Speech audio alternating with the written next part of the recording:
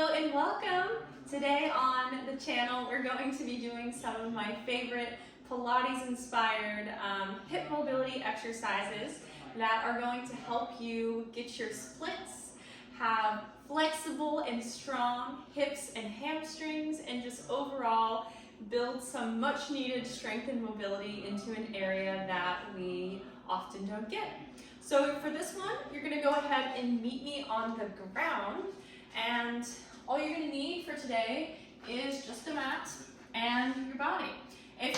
Optionally, you can use a yoga block to make this a little bit more comfortable. I can demonstrate that as well, but the setup can require absolutely nothing. So we're going to go ahead and lay down on our side, and I'm going to start on my right side just so you can orient with where I am. I'm going to begin to outstretch my right arm, and then I have a couple options. I can either set my my head down on my arm, or I can prop up, or I can take that yoga block and I can place it underneath my head if that makes this position feel a little bit more comfortable. So you choose what works best for you. We're going to stay here.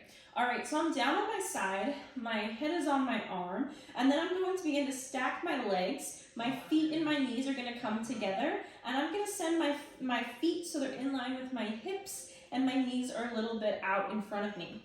Right away, we're going to start to activate our core. So I'm going to think about, I'm on my right side, so I'm going to think about lifting my right rib cage off the ground.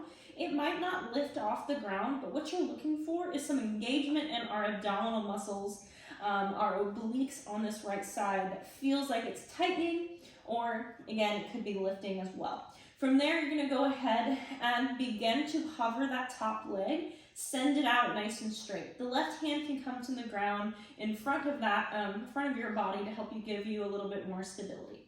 All right, from here, we're going to start with some abductions. So you're going to begin to pull your belly button up and in as you send your leg up.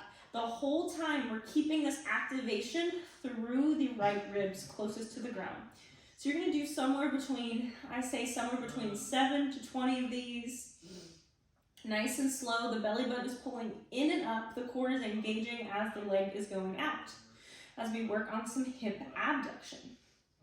Beautiful. And then the legs are going to come down. You can take a breath, you can reset your ribs, or you can head straight into it. So you're going to pull them off the floor. And now we're going to find some hip extension. So you're going to send that leg out nice and straight. And then you're going to think about sending that leg behind you. As the leg goes back, you're going to notice your back wants to arch. So you're going to think about tucking your pelvis, pulling your belly button in, and then bring that leg back through center. So you're going to send that leg back behind you, tuck your pelvis, pull your core in, so we can stop that back from arching as we find some hip extension. Again, I'm keeping that right rib lifting off the ground. Belly button is pulling in to stop my pelvis from finding that anterior pelvic tilt or arching behind me. Again, you're going to do somewhere between 7 to 20 reps, moving nice and slow, continuing to breathe. All right, and then you can take a breath, reset, and then find that lift off the ground again. Now we're going to find some hip flexion. So that leg is going to go out nice and straight, and then you're going to be able to sweep it forward.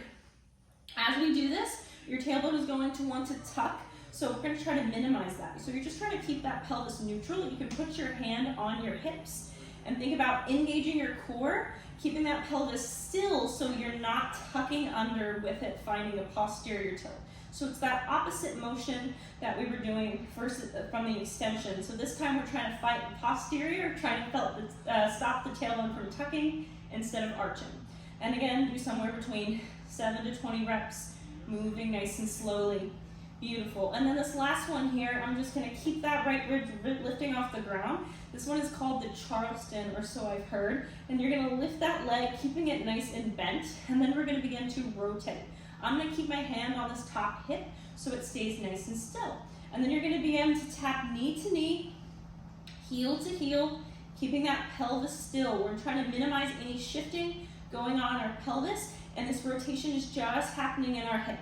So we go knee to knee, heel to heel, knee to knee, heel to heel. You're going to practice with those same number of reps as you did on the other ones, keeping your body nice and still, keeping that right rib cage pulling off the floor. The goal here with all of these movements is to keep the core engaged, keep the pelvis stabilized into neutral.